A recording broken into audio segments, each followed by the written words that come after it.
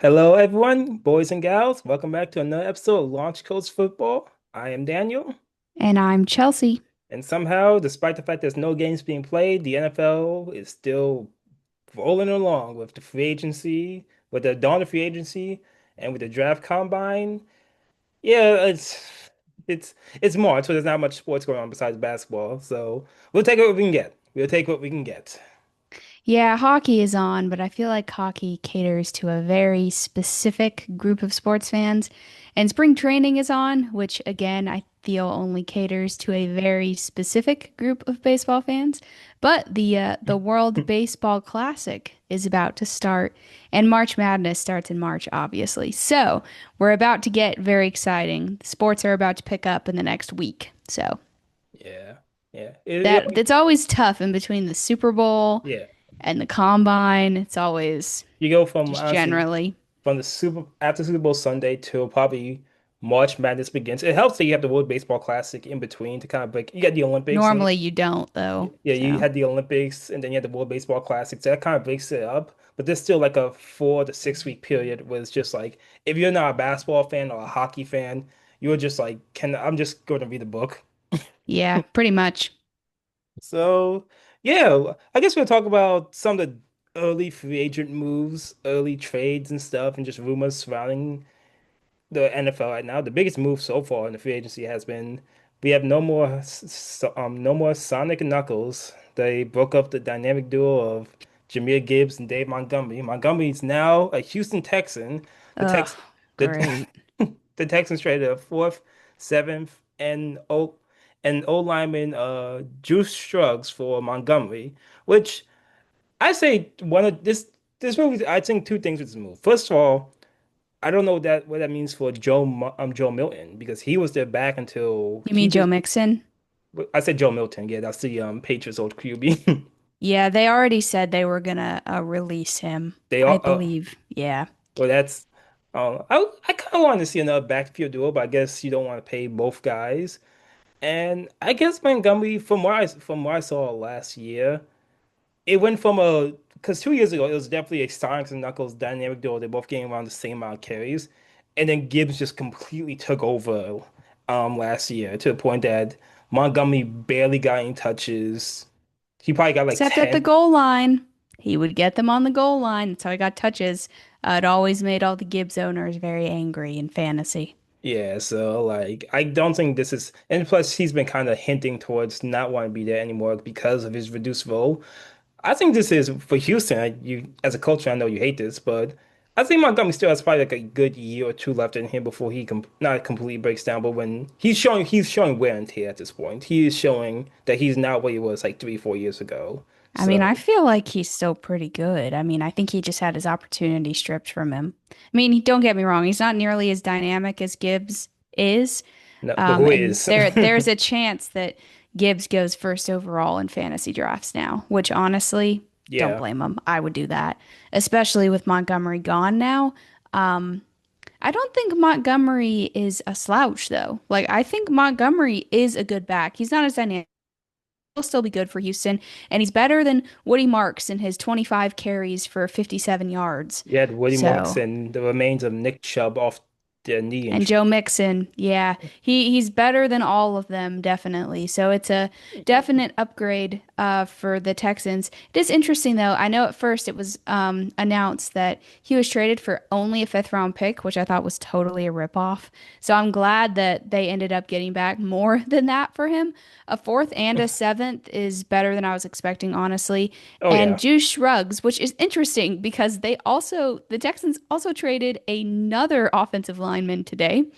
So I'm not really sure what they're trying to accomplish considering the O-line that they had last year was pretty bad. So either they're planning on getting like three dudes in free agency or I don't know. Or Maybe they they're were just drafting someone in the first round. I don't know, but to ship out two O linemen in the same day, that's pretty bold. as a CJ Stroud just on the couch. Like I'm both happy and terrified now. Yeah, Um, David Montgomery gets traded for and two O linemen leave, and he's like, and you lose draft capital too because a fourth is nothing. I'm surprised that he was fourth's worth. not a slouchy pick. Yeah, I'm surprised they got a fourth one. That's a day two pick Yeah, I for didn't think they would get an that older much running for back. him. But that's from one division to the next. We go. Well, this isn't set in stone like the trade. There's been rumors that the Vikings are looking very heavily towards getting Kyler Murray if Murray gets released by Arizona, which they're just done with nothing. They're just like, you got 1 year to prove it and you didn't prove it, which is hilarious to me. I mean, in fairness, he was pretty bad. But 1 year, just like you don't even give me like I didn't play the I whole mean, year. that's fair. That's fair. But I mean, didn't they get the GM of the Vikings got fired, right? After Yeah, Sam Darnold like did everything he did and the GM got fired. So you have a yeah. new GM in there who doesn't have any connection to Nine, as far as I know. So I mean, if he doesn't have any allegiance to him, it makes sense that they would be looking for other options. It also makes sense in terms of well, actually, no, I don't think it even makes. I don't. Do you feel like the Vikings are clearly a quarterback away from making a run at the division and potentially in the playoffs? They showed that last year with Sam Darnold when they finished, was it 14-3, and they just had the bad luck of dealing with the Lions who went 14-3 as well. But do And you Sam think, Darnold played bad, but besides yeah, those two but do you things, see yeah. like Kyler Murray? It's that's the guy to go. You just go get the best veteran on the market right now, and is that the guy? I mean, it's dynamic. And McConnell is a good coach. So, I mean, I think he probably still has something left. I can't say that McConnell's a I'm good. super inspired by what's remaining, just kind of seeing the injury history he's had and how he performed, with the Cardinals after his first couple of years in the league. And especially how it seemed like Jacoby Brissett won the job over him eventually, Yeah, that's the thing. even when he got healthy. Brissett was clearly the best So, quarterback on that team last year. yeah, maybe he just needs a change of scenery. I mean, I think McConnell is a good coach. I think they have all of the pieces there, far more than the Cardinals had for success. A great defense. They have dynamic running backs, arguably the best receiver in football, arguably one of the best receiver duos in football, a good tight end, an above average O line. So, I mean, if you plug and play, kind of like they did with Sam Darnold, and it's like, hey, Sam, we just need you to not mess up. Just like be slightly above average and we'll win games. I could see that working if they went after him in regards to Kyler Murray. I mean, Fair or not, Kyler also has the issue of just his reputation isn't the best in terms of people yeah, been making jokes. People been making jokes online all year, like for years now, that like he doesn't really watch film. He plays a lot of Call of Duty and all that stuff. I remember in right. my other fancy group chat, I was mentioning my brother like, you're getting Kyler Murray, and you said I don't want to get a COD player on my team, a Call of Fair Duty player. point. But I guess like in terms of he is probably the best quarterback on the market at the moment, which shows this isn't a good year if you don't have a quarterback. Between the draft Come on, and Daniel. Obviously, Malik Willis is going to get $35 million a which is year somewhere. which tells you everything you need to know about this market at this moment. Well, unfortunately, one player that's not gonna get much is Marshawn Lattimore. I think it's sad because he was not playing well. This is clearly a guy way past his prime. He was not playing well. He was one of the lowest ranked defensive backs before he blew out his knee. And I just feel bad for Commanders because this year, like last year, was supposed to be like the golden year. They had this miracle run at the nearly making it to the Super Bowl. This rookie quarterback, this rookie head coach, all this jazz. You get a bunch of free agents and nothing worked out. And Lattimore just got cut, which basically symbolizes just like, yeah, we last year was a bad idea. It was a bad idea. We got a little too we got a little our eyes were too big for bigger than our stomachs. We had to clear the cap. Well, we had to get rid of him. So Yeah, it's yeah, unfortunate to see his downfall because at one point he was really good. he was, but at the same time, I always felt like Mike Evans used to always get the best of him. Fair point, fair point. Both But both on the he's field gotten and the in a best fight. of a lot of people though, in fairness. Yeah, but when you're a cornerback in your early 30s, you just have to pull a Jalen Ramsey and switch to defense to safety or yeah, you just have to do that because that's not like you're not gonna be a cornerback in your early 30s being a shutdown guy like that, like he was 6, 7 years ago. But one Six, thing, seven. oh, Sorry. I have friends that teach middle school. I'm sorry. I do too. Sorry, I couldn't help it. Oh Lord, we were showing the difference between our ages right now. It's not much, but this two, It's three what, years, 2 years? 2 years, I two, three think. years makes a big difference apparently. I said six, Yeah. 7. I wasn't even thinking about this thinking me. Oh, trust me, I don't want to be thinking about it. Oh It's man. just there in my brain. Just like the Kansas City Chiefs, which is supposed to transition to the fact that the Chiefs they've made some moves and clear up cap space, and now they have $57 million worth in cap room to rebuild through free agency. I'm not saying that's scary, but the last time you had like a dynasty coming off a sour year, that was the Patriots, and they got Wes Welker and Tom Brady and Wes Welker and Randy Moss with all that cap space. So, So yeah. Daniel is scared, is what he's trying to tell you. Oh no, no, it's not scared, petrified, horrified, terrified, all the fides. Um, yeah. So the Chiefs have nearly $60 million to spend.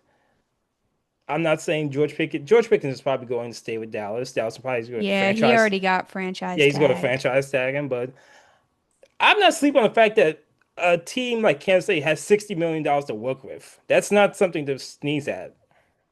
Tyreek Hill reunion?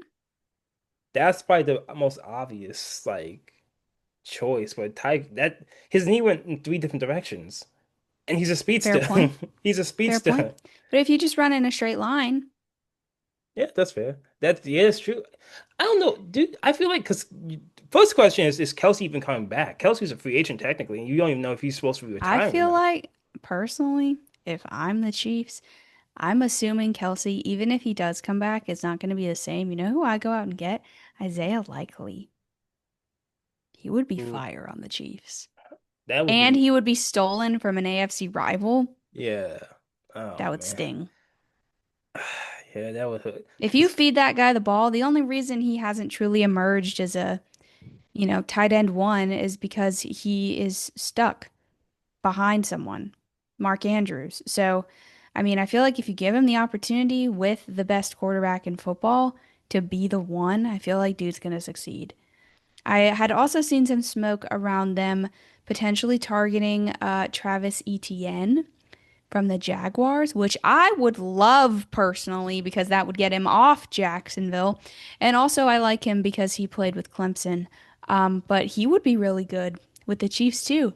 And Travis Etienne has had a weird career path up until this point. He was like truly the one. He like was great, and then the coaches were like, "No, we're going to make someone else the one." And then every fan in the NFL was confused. Then they gave it back to him, and he was still the same amount of good he was before they stripped him of his role. So I feel like he'd be really good on the Chiefs if you're looking this, at running back because they have a running back need for sure. but they also have a receiver need. I'm looking at just the receiver depth, free agents. A name that I completely forgot about, but he talked about wanting to join a contender if he leaves his current team. Mike Evans. Like Mike Evans, a That would be big crazy. he's still getting he was injured last year, but he's still you have to say he's still a productive receiver. He's still gonna get you 1,000 yards if he's healthy. He's smart, he's a veteran, so he's not like a young guy that has to learn a system. Looking just through Mike Evans, Debo had kind of a comeback year with Washington. A lot of people thought he was done with after his time in San Fran, but he actually had a really good season in Washington. What about someone like Wandale Robinson? Rashid Shaheed from Seattle. Yeah, get that speedster. I feel like Wandale Robinson could be a good guy on that team. He had actually an above average year for the Giants, even with rookie quarterback Uh, issues at certain points and skill players going down. oh I feel yeah. like he could be pretty good. Oh He's Matt. probably going to get overpaid, but I feel like he could be a good player Oh on yeah, a team like that. Matthew love Rondo is just yeah, he might get a little overpaid, but again, you have $60 million of cap room. You can spend a little stupid money. Yeah. And you definitely if you're just trying to do something for like the next year or two to try to get one more title with the kind of core you have now. Yeah, six when you have a great team like Kansas City with that much cap room is just unfair. All this assuming the fact that And a Mahomes top 12 pick. I could see them using a top 12 pick on a running back though, which kind of transitions to our last segment in the free agency, kind of going to the draft a little. You said there's been rumors around the Giants drafting Jeremiah Love. I haven't seen those rumors, and to me, the Giants do that, that'll be just insane. Like Yes, I've been listening to a lot of WFAN, and there is a lot of smoke around the Giants taking Jeremiah Love, which personally feel like they have way bigger issues. Even after Cam Skattebo went down with his terrible injury last year, they were still a top five running team in football behind Singletary and the guy from Purdue.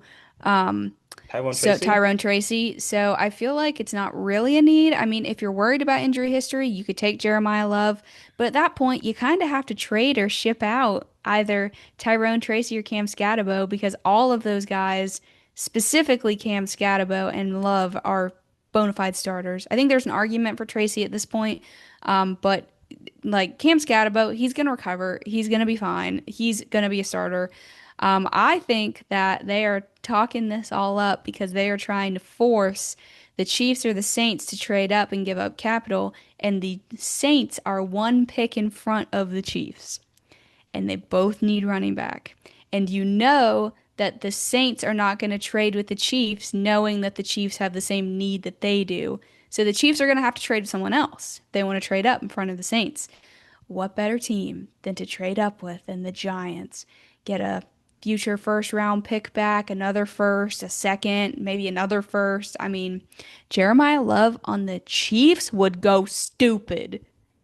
I was talking just a random side. I was talking to Matthew this weekend because we hung out a little bit this weekend, and we're just like, "What do the Giants need?" And he literally just said like basically everything. Except quarterback. Yeah, they said I just like besides like pass rush, like, besides like defensive line and quarterback, basically receiving help because we're not sure if neighbors will come back 100% and what's going to They'll happen be to fine. what happened to They need Robinson. backup, though. They Like need what depth. O-line help, we need that. He said secondary They do have help. Andrew Thomas, though. He's played They really well. he was very specific. They need secondary help. So Hmm. like, that's why I said it Yeah, just Banks was very bad. besides Tracy and Scatterbo and who's the other like I Singletary. Singletary, Dart can run. He probably should I think start. Singletary was a cap casualty, though. I don't even think he's on the team right now. Okay, then you still have Scatterbo, you still have Tracy, you still have a mobile quarterback who needs to learn to slide, but he can move his legs. So like, if this is all just a smoke screen trying to maybe trade down to get a couple of picks later in the draft, that's you I know mean, they have that's so many smart. needs, it makes sense. But if they actually draft a running back in like with a top five pick, that would just be insane. That I would mean, it's not a knock on Jeremiah Love. I no, think no, it's Jeremiah not. Love is a top five pick worthy player, but they have way bigger needs. I just like, man, do you think it'd be like a Saquon situation? Like, yeah, everyone said we were crazy, but look at Saquon. You're like, yeah, you're Could still be. crazy. Jeremiah Love is was the best running back in college football last year. So, You say that, but at the same time, Shanty was the best running back in college football, and even though the team he went to was just had all sorts of problems, he certainly got a lot of criticism during like his rookie well, I season. don't think a lot of that was his fault, though, personally. I feel like once they put some more skill players on that offense, especially with Kubiak as their head coach now, I think that they're going to be able to improve their offense a lot. Um, but I mean, it's not to say he was perfect, but a lot of rookies don't have phenomenal rookie seasons unless they're all time.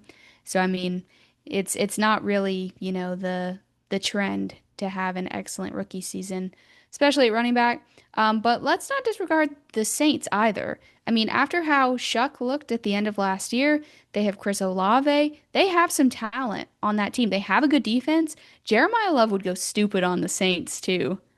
I- He's an automatic day one starter, first round draft pick in fantasy. So you If he figured goes to either of these teams, the Saints or the Chiefs.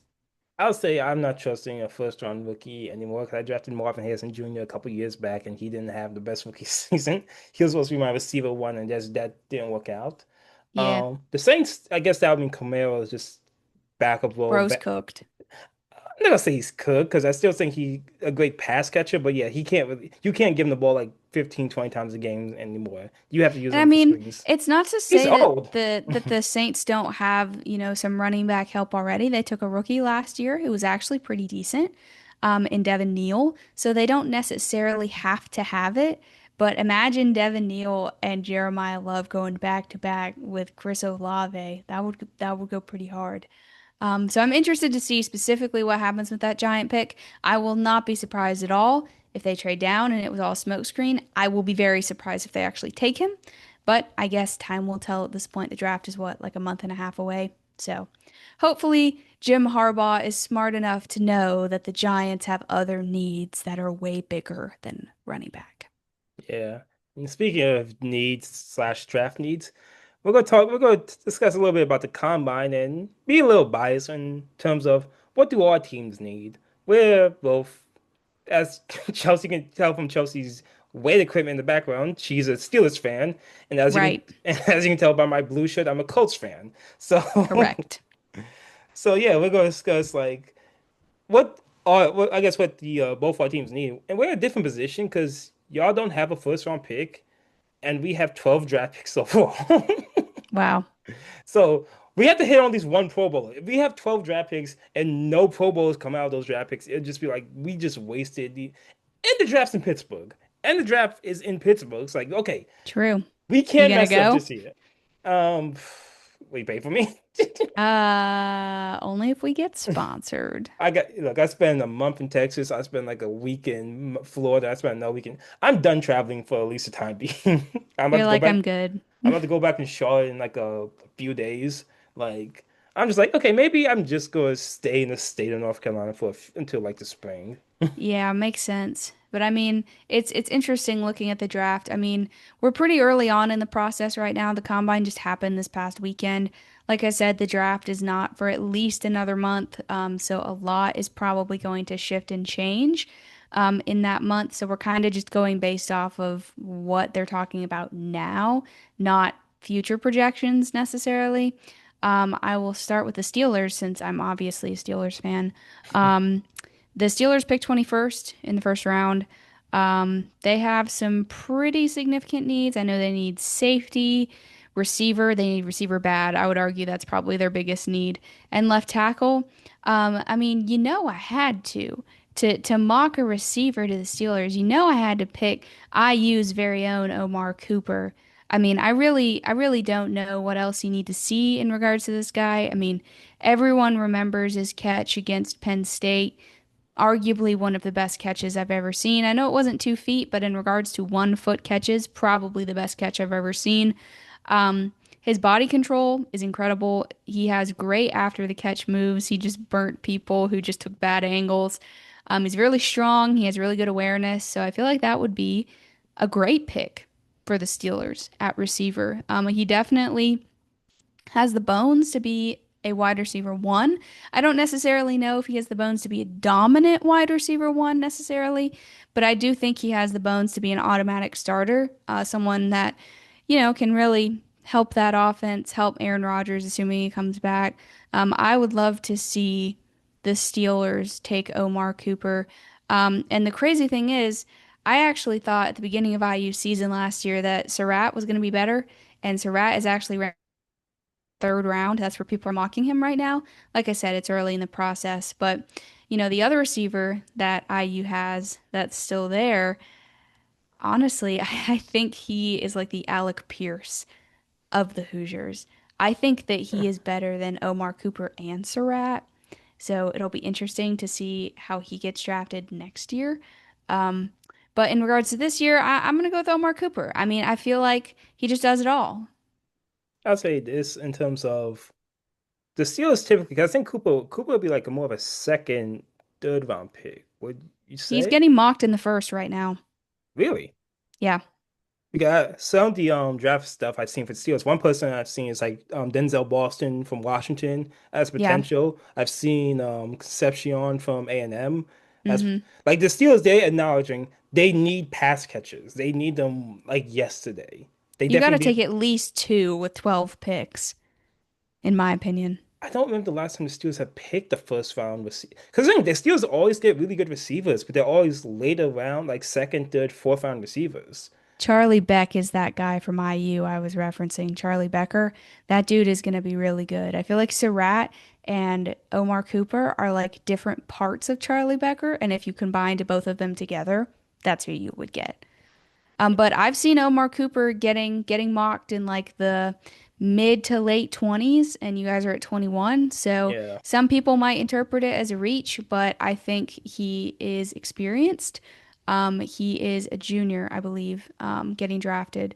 So you know he is older. You know he's played against top talent. He's a redshirt junior, so technically he's a senior. He's 6 feet, 204 pounds, so he's not small. He's not huge, but he's not small, so he can kind of do it all. Rhyme. I don't know. I feel like he'd be a good pick. The Athletic has him ranked as the 27th best overall prospect out of the top 100, which would put him, perhaps a little bit of a reach if you took him at 21, but I feel But like he's worth it. I mean, I watched Bro all year and he was spectacular. no, that's fair. Like 27 isn't that much of a reach, especially A, if you need a top tier pass catcher, and B, if it's 27, 21, and then the Steelers, their second round pick, I believe, is somewhat later or earlier, but it'd be risky if you try to hold off to the second round. They just need someone that can catch the football. And Yeah. that's why I was looking at one of the IU receivers. I was looking at because the first three, because Tyson, Lemon, and Tate, they're gonna be gone by then. They're gonna be Oh, top no, for sure. they're Yeah. gonna be top 10, top 15 picks. This is a somewhat deep receiver class. That's when Yeah. people that's why people are talking about the second tier in terms of Boston, Concepcion, and the IU guys.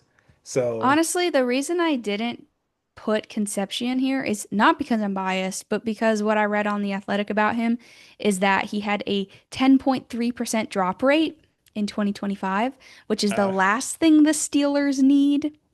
it's the last thing Aaron So Rodgers I'm made. looking for a more reliable guy. I mean, I guess there's a chance someone like Malachi Lemon could drop if people are low on him. He's definitely smaller. He's only 195, Yeah. 5'11.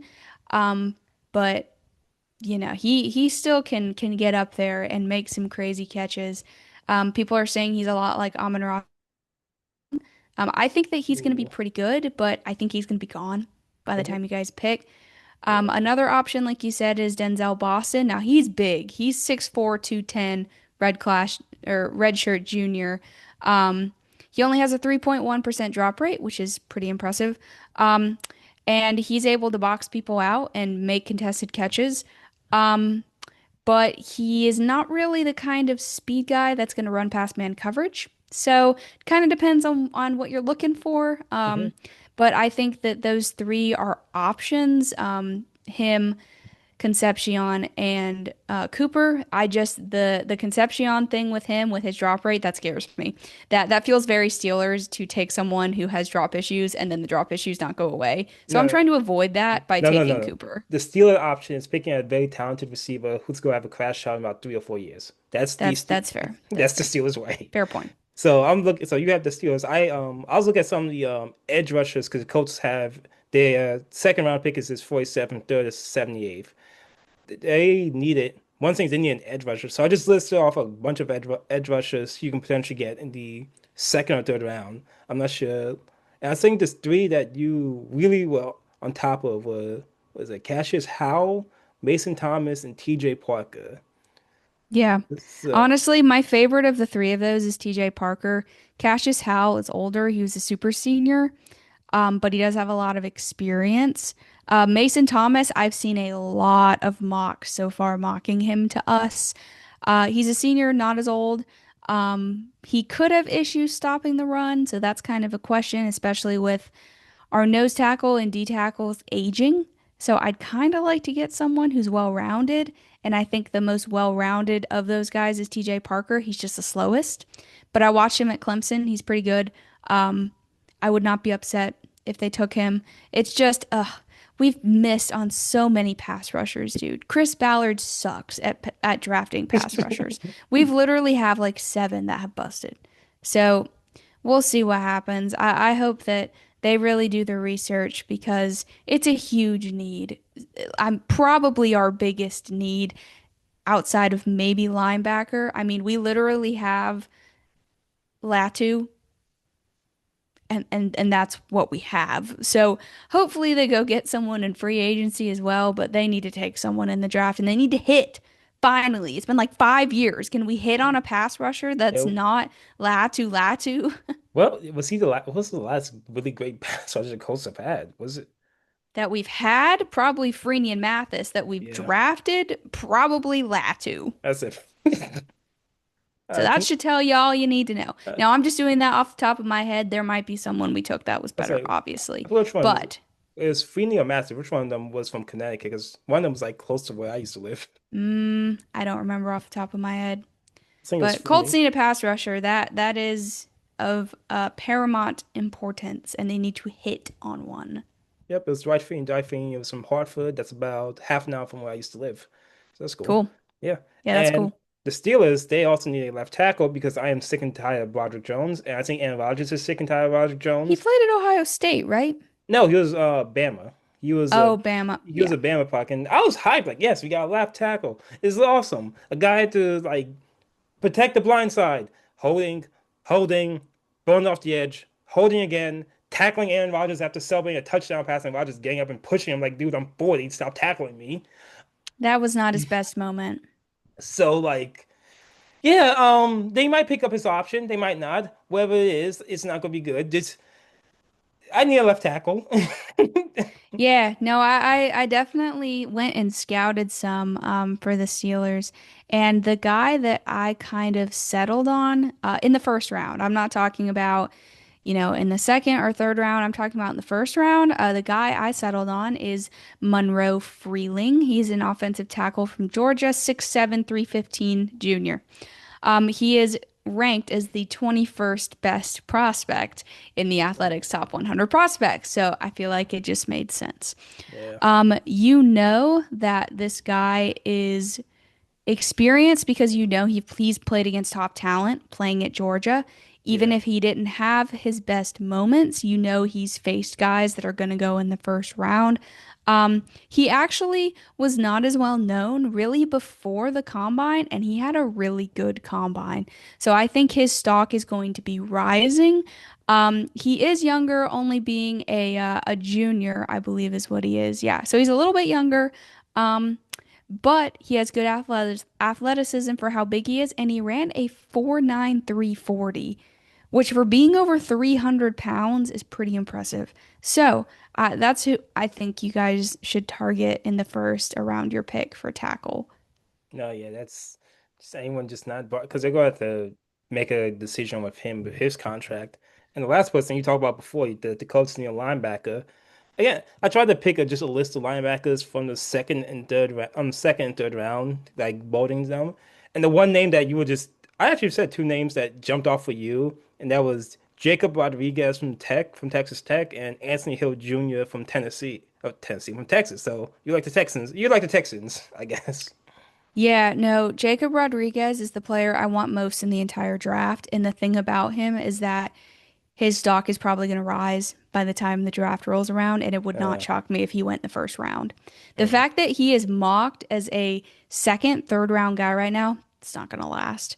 I mean, I know that these guys from Ohio State are super skilled and, really athletic and played well. I mean, not saying that they didn't, but I don't know if I heard more talk around a linebacker during last season than this guy.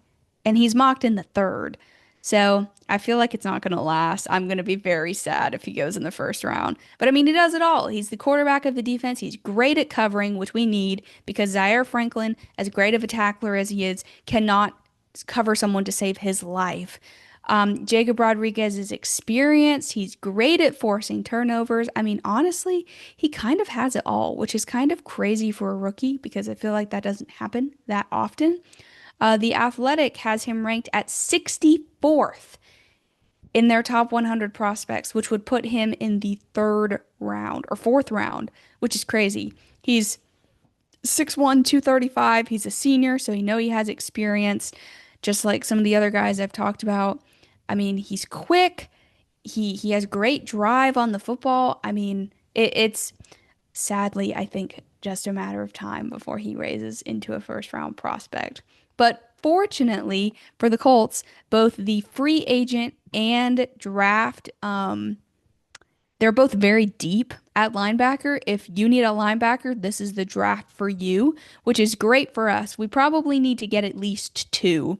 whether it's one in free agency and one in the draft or both of them in the draft. There are going to be some really good guys that are coming out in free agency, specifically thinking about the guy who's coming out of the Bears, who is probably going to get either released or traded. I would love to get my hands on him. I think he would be really good. I can't recall his name right now, but I can see it in my mind's eye. The other linebacker that I had that I was looking at for the Colts is Anthony Hill Jr. He is ranked as the 56th best prospect with the Athletic, Okay. 6'3", 238. He's a junior, so he's a bit taller and slightly heavier than Rodriguez. He has really good size and speed. I kind of get the feeling that he is probably more raw than Jacob Rodriguez, which is why he would go, lower in the draft. But he can blitz to change of direction. Hopefully, he can cover. I'm not super well versed on his covering ability, but fortunately, it's deep. So if we don't get Rodriguez, sad. Hopefully, they'll find someone else that they can hit on in the second or third round because we need it bad. Our linebackers were horrible last year. Well, we still got a long way to the draft, and who knows what comes out, who shows more at like a pro day or something, what's going to happen in free agency. But stick with us, and you'll see every second, every moment of this crazy offseason. Chelsea, tell us where you can find us at. All right, thanks for listening, guys. Tune back in next week for our next episode. In the meantime, follow us on our social media. We are on Facebook, Instagram, TikTok, and YouTube at Launch Codes Football, on X at Launch Codes FB. And if you're interested in joining our chat BCC chat room, hit us up. We can send you the link. We're trying to grow that so we can chat it up during the draft. I'm Chelsea, I'm Daniel. and we will see you next week. Adios, amigos.